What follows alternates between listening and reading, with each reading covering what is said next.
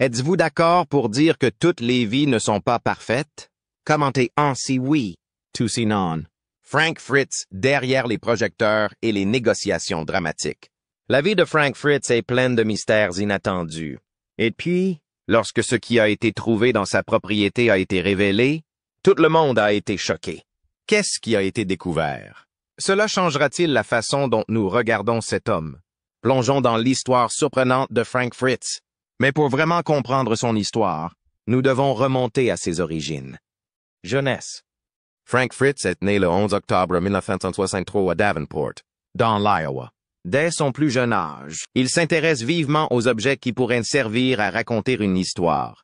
Alors que les autres enfants jouent avec des jouets ou font du sport, Frank est déjà à la recherche de trésors cachés. Sa collection comprenait une grande variété d'objets, notamment des pièces de monnaie, des timbres, des canettes de bière et même des lames de rasoir rouillées. Il collectionnait tout ce qu'il pouvait trouver. Quand les autres voyaient des ordures, il voyait l'histoire. Il voyait l'histoire. Imaginez que vous êtes un enfant et que vous entrez dans un magasin d'antiquités rempli d'étagères poussiéreuses, d'horloges anciennes qui font lentement tic-tac et de photos fanées qui vous regardent. Frank est tombé amoureux du monde dans lequel il vivait. Non seulement il était intéressé par la possession d'objets, mais il voulait aussi s'informer sur leur histoire. Quand cette ancienne montre de poche a-t-elle été utilisée pour la dernière fois? Où cette enseigne rouillée avait-elle été montée par le passé? C'était le genre de questions qui occupaient ses pensées la plupart du temps. Les intérêts de Frank se sont élargis à mesure qu'il grandissait. Il a commencé par de petits objets, puis s'est intéressé à des trésors plus grands, comme des motos tout-terrain et des souvenirs rares. Sa recherche constante de la prochaine affaire incroyable l'a amené à passer beaucoup de temps à visiter les vides-greniers et les marchés aux puces. Plusieurs personnes auraient pu croire qu'il n'était rien de plus qu'un jeune garçon avec un passe-temps étrange. Mais Frank y voyait quelque chose de beaucoup plus important. C'est devenu un mode de vie et une passion pour moi. D'un autre côté, voici le hic. Il n'a pas immédiatement commencé son travail dans l'industrie des antiquités sur place. Après avoir obtenu son diplôme d'études secondaires, il s'est retrouvé sur une voie complètement différente dans la vie. Frank a travaillé comme inspecteur des incendies dans l'État de l'Iowa pendant près de 25 ans. C'était un métier important qui exigeait une grande attention aux détails et un dévouement à assurer la sécurité du grand public. Même s'il s'assurait que les bâtiments étaient conformes à la réglementation, sa passion pour la collection n'a jamais disparu. D'une certaine manière, son emploi était la source de l'essence qui alimentait son dévouement. En tant qu'inspecteur des incendies, Frank a eu l'occasion de visiter de nombreux bâtiments anciens, casernes de pompiers et entrepôts, qui recelaient tous des trésors oubliés. Les objets commémoratifs des casernes de pompiers, les casques, les extincteurs, les anciennes alarmes incendies et tout ce qui avait un lien avec le passé faisaient une partie des objets qu'il a commencé à collectionner. À son insu, ce passe-temps informel allait finir par transformer sa vie. Au bout d'un certain temps, Frank se rendit compte que ces objets de collection étaient plus que de simples trésors personnels. Ils avaient une valeur qui valait quelque chose. Son intérêt pour ces objets l'amena à en acheter et à en vendre, ce qui finit par devenir une activité secondaire lucrative. Et s'il pouvait faire cela à plein temps? Que se passerait-il s'il avait la possibilité de passer ses journées à chercher des objets perdus depuis longtemps et à leur redonner vie? Poor Frank. Quitter un emploi sûr n'a pas été une décision facile à prendre, mais il a décidé de tenter sa chance quand même. Lorsqu'il a lancé sa propre entreprise d'antiquités, qu'il a appelée Frank's Finds, il s'est spécialisé dans la vente d'équipements de pompiers ainsi que d'autres objets insolites. Même s'il s'agissait d'un petit déménagement, il a jeté les bases de quelque chose de bien plus important, le début du parcours d'un picker. Frank est peut-être devenu la personne la plus célèbre dans le monde du picking. Mais son récit ne porte pas seulement sur les antiquités. Il parle plutôt de romance, d'amitié et, enfin, d'une triste brouille. Connu pour sa barbe hirsute, son sourire effronté et sa propension à découvrir des trésors cachés dans des granges poussiéreuses et des garages négligés. Il était l'individu qui possédait toutes ces caractéristiques. Il est devenu l'un des favoris des fans grâce à son charisme, son sens de l'humour et ses compétences. D'un autre côté, Les choses n'étaient pas toujours aussi parfaites qu'elles le semblaient en coulisses. Bien avant que American Pickers ne devienne un succès dans le domaine de la télé-réalité, Frank Fritz était simplement une personne passionnée de collection. Mais il n'était pas le seul. D'un autre côté, son co-star, Mike Wolf, avait le même enthousiasme. C'est au collège, à Bettendorf, dans l'Iowa, qu'ils se sont rencontrés pour la première fois. Y a-t-il eu une connexion instantanée entre eux? Non, pas vraiment. Ils ne se considéraient pas vraiment comme les meilleurs amis du monde quand ils étaient plus jeunes. Mais au fil du temps, leur passion commune pour la découverte et la collection d'objets uniques les a rapprochés. Mike était celui qui avait les objectifs les plus ambitieux. L'idée de faire de la cueillette quelque chose de plus qu'un simple passe-temps le taraudait. Pour présenter l'idée aux chaînes, il a commencé à filmer lui-même ses expéditions, à enregistrer ses découvertes et à documenter ses aventures. Frank, quant à lui, se contentait de vendre ses trouvailles tout en exploitant son entreprise d'antiquité, qui s'appelait alors Frank's Finds. Finalement, Frank céda à la persuasion de Mike et décida de l'accompagner dans ses voyages une fois qu'il fut convaincu. Ils étaient alors totalement inconscients du fait que leurs excursions routières connaîtraient un tel succès. Lors de sa première diffusion sur la chaîne History Channel en 2010, l'émission American Pickers est rapidement devenue l'une des préférées des téléspectateurs. Le principe était simple mais addictif. Depuis plus de 10 ans, Frank Fritz et Mike Wolf parcourent les États-Unis à la recherche d'antiquités oubliées, de trésors cachés et des histoires fascinantes qui se cachent en derrière chaque objet. Ils ne sont pas seulement des collectionneurs d'objets de collection, mais aussi des conteurs d'histoires, aidant les téléspectateurs à comprendre la valeur historique et culturelle de chaque objet qu'ils trouvent. C'est cette combinaison unique qui a fait d'American Pickers un succès sur la chaîne History Channel et de Frank Fritz un personnage apprécié. Alors que Mike Wolf est souvent considéré comme un homme d'affaires avisé, Frank Fritz apporte une couleur différente à la table. L'honnêteté, l'humour et la capacité à créer des liens avec les gens. Lorsque Frank entre dans une casse ou un entrepôt poussiéreux, il s'intéresse non seulement à la valeur des objets, mais aussi à l'histoire de leur propriétaire. Il peut transformer des rencontres ordinaires en moments mémorables. Avec son rire chaleureux et ses blagues pleines d'esprit, Frank met les vendeurs à l'aise, prêts à partager les souvenirs associés à leurs objets. Cela rend non seulement le spectacle captivant, mais donne également au public l'impression de vivre ce voyage avec lui. Frank est non seulement un expert en objets de collection, mais il apporte également une intimité rare. Lorsqu'il s'enthousiasme pour un objet vintage ou qu'il fouille avec enthousiasme dans un tas de vieilleries, le public sait qu'il ne joue pas la comédie. C'est une véritable passion. L'esprit de quelqu'un qui a toujours envie d'explorer l'histoire cachée dans chaque antiquité. American Pickers doit son succès non seulement à ses précieuses antiquités, mais aussi à la combinaison harmonieuse des trois personnages principaux. Mike Wolf, le leader, un négociateur talentueux qui sait évaluer la valeur des objets. Frank Fritz, un charmant compagnon, qui fait rire les vendeurs et crée des liens profonds avec eux. Danielle Colby, la coordinatrice du bureau, qui les aide à trouver des trésors potentiels et veille au bon déroulement des opérations.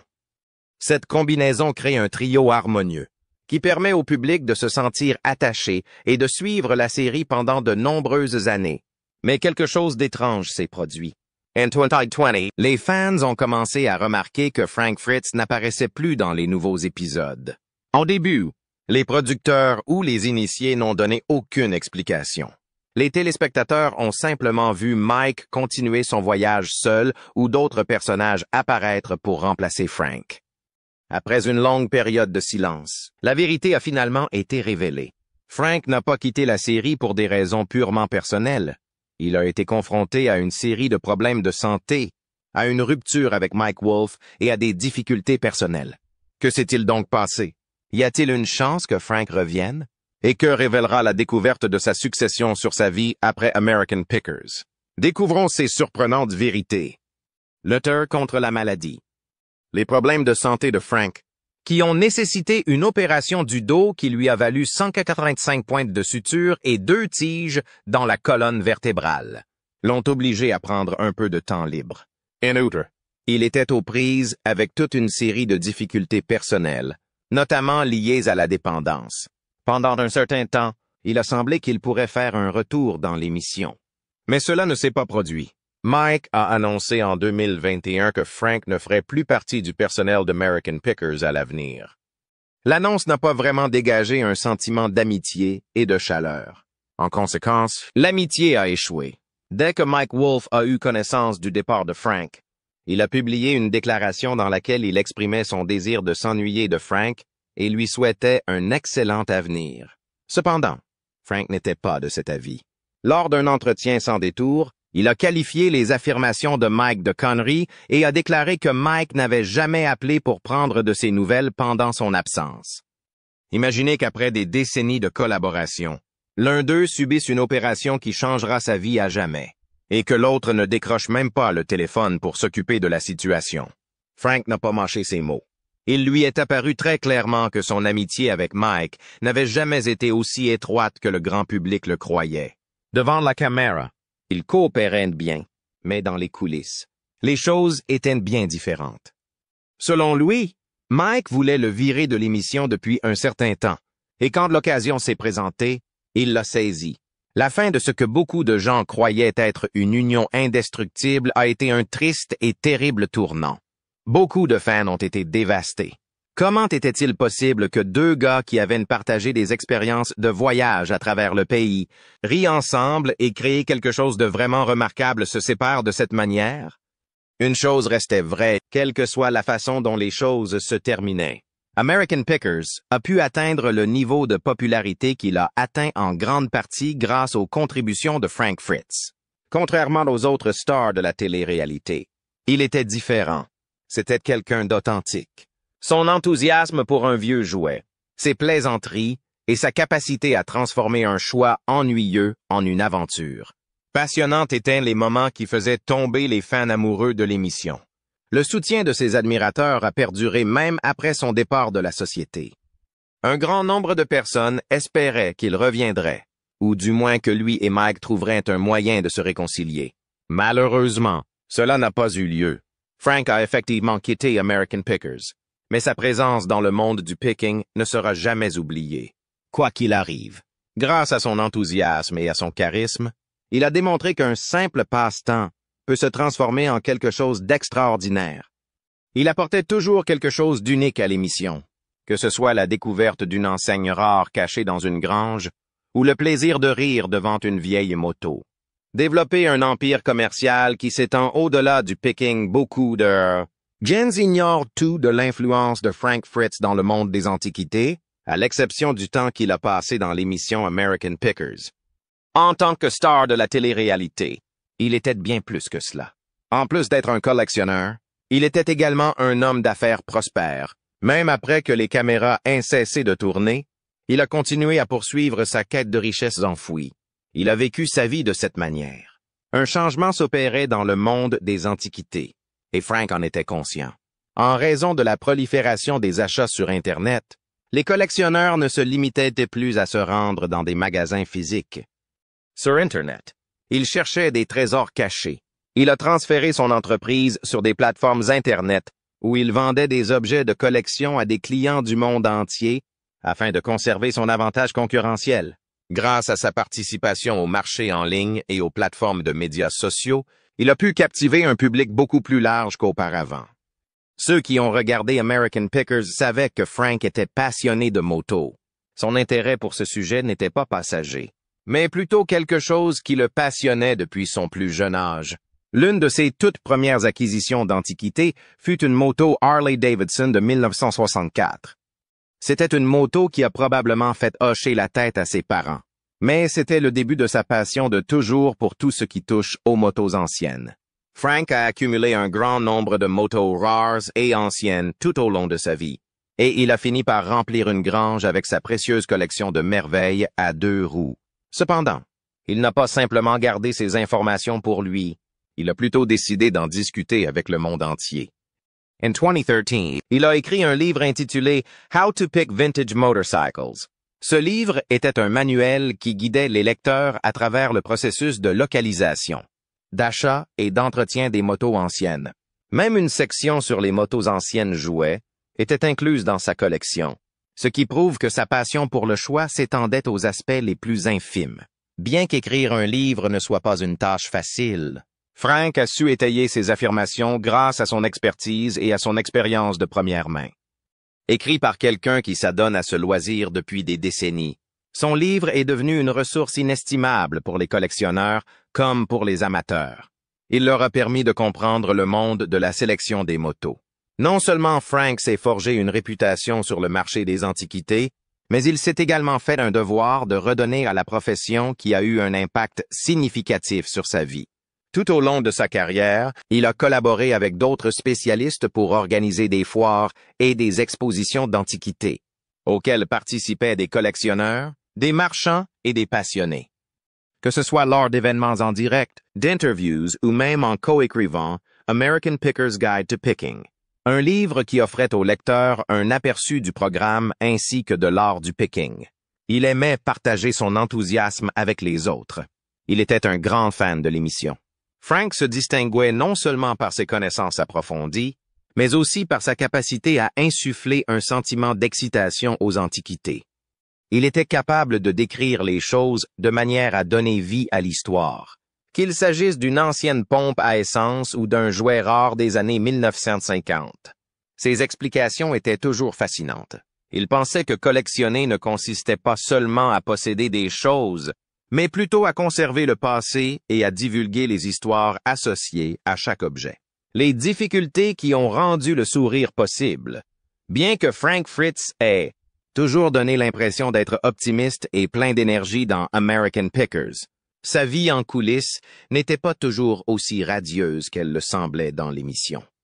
Les fans ont vu un homme qui plaisantait, négociait des bonnes affaires et s'enthousiasmait pour des trésors rouillés. Mais ils n'étaient pas au courant des difficultés qu'il rencontrait en coulisses.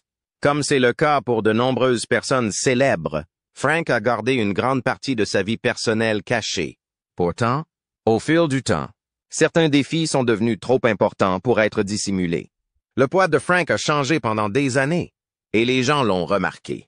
Certaines personnes pensaient que c'était une conséquence naturelle du vieillissement, tandis que d'autres s'inquiétaient de ce qui n'allait pas. Finalement, il a révélé la vérité à tout le monde. Il souffrait de la maladie de Crohn, une affection persistante qui affecte le tube digestif. Et il vivait avec. L'épuisement extrême, les troubles gastriques sévères et la perte de poids font partie des symptômes qui peuvent être associés à cette maladie. Il n'existe aucun traitement connu pour la guérir. Et c'est une maladie douloureuse.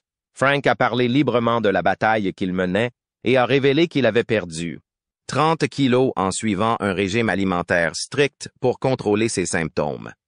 Néanmoins, la maladie de Crohn n'est pas seulement un combat médical, c'est aussi un combat émotionnel. Imaginez que vous ne puissiez pas manger tout ce que vous voulez, que vous soyez constamment fatigué et que vous ne sachiez jamais quand une poussée peut survenir. Imperturbable par tout ce qui se passait, Frank continuait. Sa maladie ne l'empêchait pas de pratiquer des activités qu'il aimait. Croyez-vous que la célébrité est censée rendre la vie plus simple? Plus de liberté. Plus de possibilités et plus d'argent sont possibles. Mais en plus de cela, elle a apporté quelque chose de plus à Frank. De l'oppression. Avant de devenir célèbre, Frank n'était qu'un amateur qui parcourait le monde à la recherche de trésors oubliés.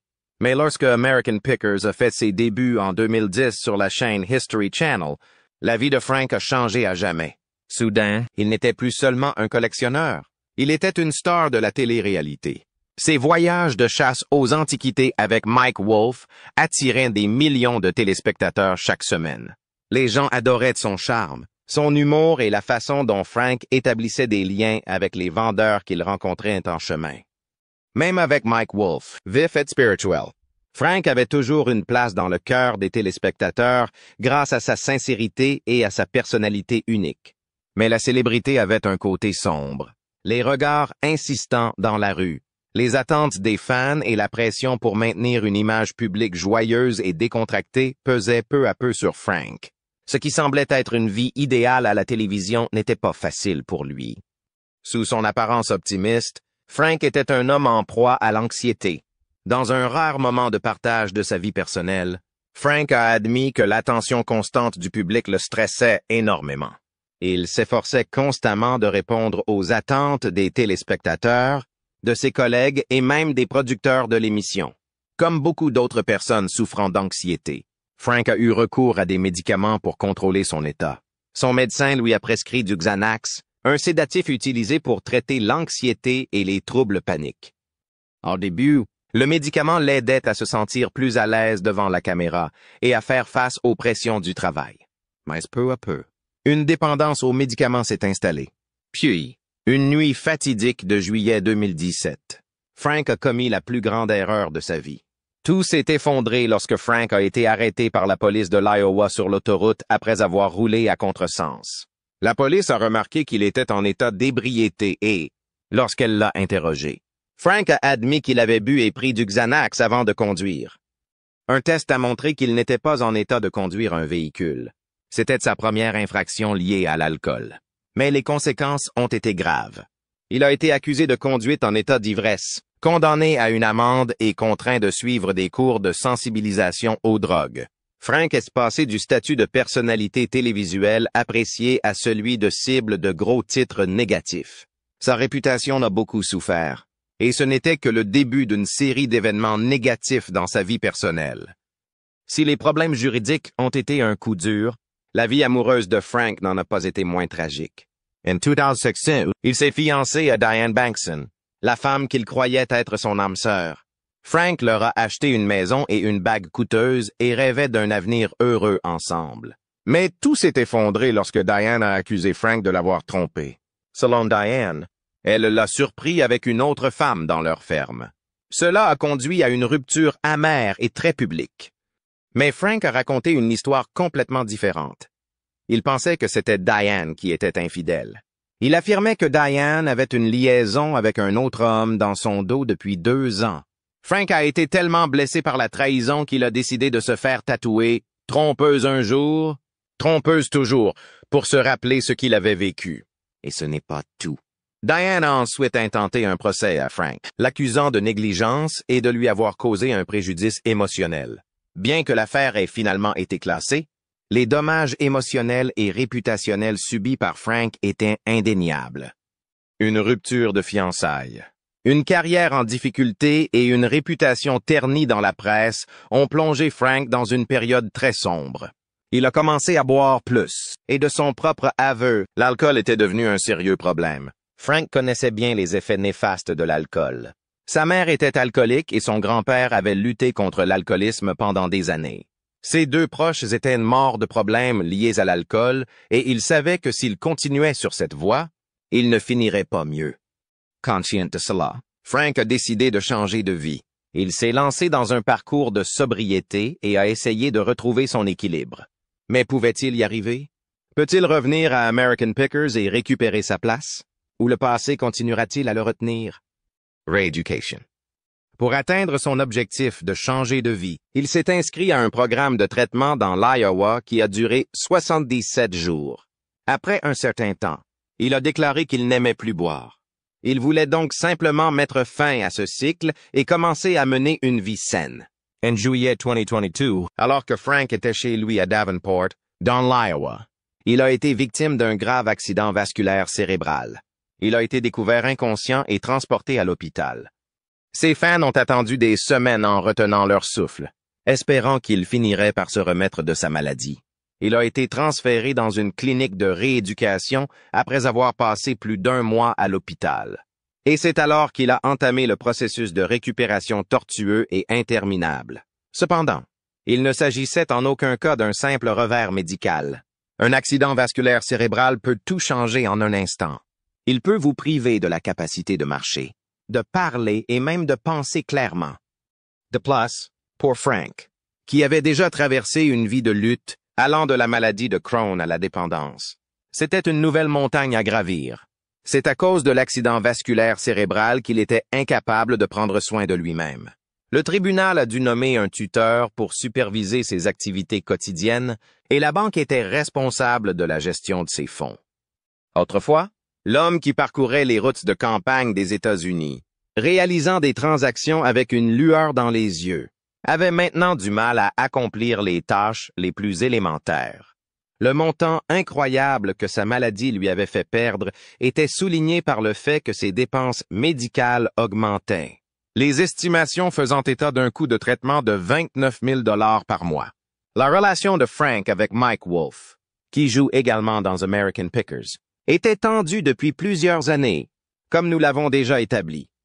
Cependant, l'accident vasculaire cérébral a entraîné une transformation complète. Du jour au lendemain, tous les griefs antérieurs sont devenus sans importance. Mike a envoyé un message. Pendant la rééducation de Frank, il lui a rendu visite et s'est assuré de savoir comment allait son vieil ami. Frank était plus que le co-star avec lequel il avait travaillé dans le passé. Il était quelqu'un d'entièrement différent. Il le percevait comme celui qui avait été à ses côtés pendant des décennies, dans les bons comme dans les mauvais moments. Après un certain temps, Mike reconnut qu'ils avaient communiqué à de nombreuses reprises avant le décès de Frank. Au cours de leur conversation, ils ont échangé des souvenirs, ri et parlé du passé. Lorsque deux amis perdus de vue depuis longtemps ont enfin retrouvé le chemin l'un de l'autre, il n'y avait plus d'animosité ni de haine entre eux. Tout au long du mois de septembre 2024, la santé de Frank s'était détériorée. Les années de maladie et de souffrance avaient déjà fait des ravages sur son corps, qui n'était plus capable d'opposer la moindre résistance. La fin approchait. Au moment où Mike reçut l'appel téléphonique l'informant que Frank n'avait plus beaucoup de temps, il laissa immédiatement tout tomber et se précipita au chevet de Frank. Il n'était pas seul. Un ami proche de la famille et la mère de Frank étaient également présents. Intime et paisible. Ce fut un moment de silence. Après un certain temps, Mike révéla que pendant les derniers instants de Frank, il lui avait tenu la main. Il lui parlait à voix basse, lui assurant qu'il l'aimait, qu'il lui avait pardonné et que tout allait bien. Dans ces dernières minutes, il ordonna à Frank d'aller chercher sa mère où qu'elle soit. À ce moment-là, Frank était déjà parti. La cause officielle du décès de Frank était inscrite comme séquelle tardive d'un infarctus cérébral sur son certificat de décès. Cela indique que les difficultés qu'il a rencontrées à la suite de son accident vasculaire cérébral ont finalement conduit à son décès. La sténose aortique, un trouble qui limite le flux sanguin dans le corps, était une autre maladie dont il souffrait. Cette affection rendait même les activités les plus élémentaires, telles que marcher, respirer et se tenir debout, difficiles. Son corps physique luttait depuis si longtemps. Il n'a tout simplement pas pu tenir plus longtemps. Divulgation des actifs distribués. C'est là que Tucker Carlson entre en scène. Si vous vous demandez quel est son lien avec Frank Fritz, la réponse est qu'il n'a aucun lien direct. Cependant, Tucker a partagé des informations choquantes que des sources proches de Frank lui avaient révélées. Nous savons tous que des motos ont été trouvées dans sa maison. Mais si l'on en croit les sources, ce qui leur arrive maintenant va vous époustoufler. Frank Fritz a toujours été un collectionneur passionné. Non seulement il aime les antiquités, mais il est également passionné de motos. Depuis son enfance, il est fasciné par la puissance, le design et l'histoire des motos classiques. C'est évident en le regardant travailler dans American Pickers, mais personne ne savait à quel point sa collection était importante jusqu'à ce que les gens entrent dans son garage. Ce que l'on découvre en regardant à l'intérieur est vraiment incroyable. Des rangées et des rangées de motos anciennes, certaines couvertes de poussière, d'autres encore brillantes comme si elles venaient d'être polies. Il ne s'agit pas seulement d'une collection décorative, mais d'une relique vivante qui reflète une vie de passion et de dévouement. Dans la collection, on trouve des Indian Rare, des modèles classiques de Harley-Davidson et des choppers datant de l'âge d'or du mouvement des motos customisées. Certaines ont été entièrement restaurées, tandis que d'autres sont encore inachevées, en attente d'être soudées pour être complétées. C'est vraiment le paradis des passionnés de motos. Une leçon d'histoire visuelle sur l'évolution des motos. Cependant, selon des sources proches de Frank, une vente aux enchères est prévue. Le plan n'est pas de vendre uniquement les motos, mais de liquider l'intégralité de la collection. Chaque moto, chaque panneau vintage, chaque précieux souvenir. Mais ce qui a le plus choqué tout le monde, c'est la destination finale des recettes. Selon des personnes proches de Frank, la totalité du montant ne sera pas transférée à ses biens personnels ou à la trésorerie de l'entreprise. Au lieu de cela, Elle sera reversée à une œuvre caritative en guise d'acte final. Bien que Frank Fritz ne soit plus parmi nous, son héritage continue de fasciner la communauté des collectionneurs d'antiquités et de motos. Sa vaste collection, véritable trésor de motos classiques rares et d'objets de collection emblématiques, est devenu le centre d'une histoire surprenante. Lorsque la nouvelle de la mise aux enchères de la collection de Frank a été annoncée, de nombreux fans ont été déçus et attristés. Les motos étaient plus que de simples possessions matérielles, elles faisaient partie de la vie et de la passion de Frank. Mais le plus grand choc n'était pas seulement le fait qu'elles allaient être vendues aux enchères, mais aussi la destination des bénéfices. Selon des sources proches du dossier, une décision surprenante a été prise. Aucun des bénéfices de la vente aux enchères ne reviendrait à Frank lui-même ou à l'un des membres de sa famille. Au lieu de cela, il serait reversé à une œuvre caritative, c'est à quoi personne ne s'attendait. Tucker Carlson, qui a annoncé la nouvelle dans son émission, n'a pas pu cacher sa surprise. « C'est choquant », a-t-il déclaré. Et il avait de bonnes raisons de le dire. Frank Fritz était un homme discret. Bien qu'il apparaisse chaque semaine à la télévision, pour des négociations légères et des chasses au trésor passionnantes, il parlait rarement de ses projets. Personne ne savait qu'il avait des projets aussi ambitieux. Ceux qui connaissaient Frank savaient qu'il était passionné de moto, mais peu s'attendaient à ce qu'il ait amassé une collection aussi vaste. Lorsque son garage a été ouvert après sa mort, ce qui s'est présenté à eux était étonnant. Plus de 100 motos anciennes de marques légendaires telles que Harley-Davidson, Indian, Vincent, Triumph et BSA, couvrant plusieurs décennies. Des choppers custom des années 1960 et 1970, dont certains ont été restaurés par Frank lui-même. Une collection d'enseignes vintage de stations-service, avec des marques emblématiques telles que Texaco, Mobile et Shell, toutes en parfait état. Des objets rares datant des débuts de l'industrie de la moto, notamment des casques, des jauges de carburant et même des moteurs d'origine de motos légendaires. Ces objets ne sont pas seulement des objets de collection. Ils ont également une profonde signification historique. Ce sont des morceaux du passé, préservés et protégés par Frank pendant de nombreuses années. La décision de faire don du produit de la vente aux enchères n'était pas le fruit du hasard. Les proches de Frank disent qu'il a toujours voulu faire quelque chose d'utile. Bien qu'ils ne le disent pas, Frank connaît les difficultés de la vie.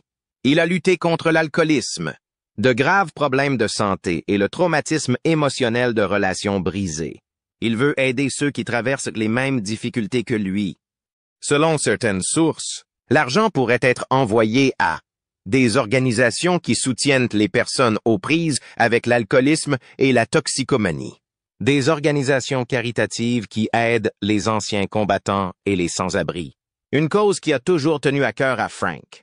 Des programmes de réadaptation pour les personnes victimes d'accidents de la route. Une situation à laquelle Frank a été confronté après sa grave erreur en 2017. Dès que la nouvelle s'est répandue, la communauté des voitures anciennes et les fans de Frank Fritz ont eu des réactions mitigées. Certains ont exprimé leur respect et leur admiration pour cette action significative. Ils pensaient que c'était la meilleure façon d'honorer l'héritage de Frank, en transformant sa collection en une ressource pour aider les autres. Cependant, certains regrettaient que les objets précieux que Frank avait passé sa vie à collectionner soient éparpillés un peu partout.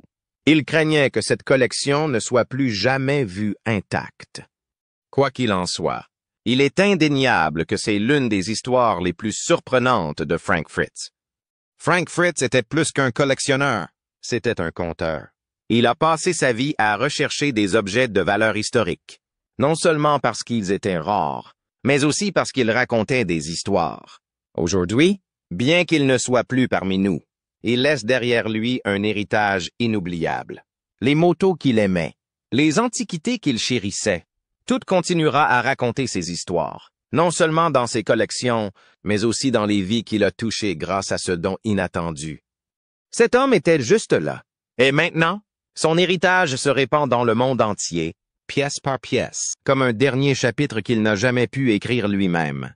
Si vous pouviez posséder n'importe quelle moto vintage de sa collection, laquelle choisiriez-vous et pourquoi?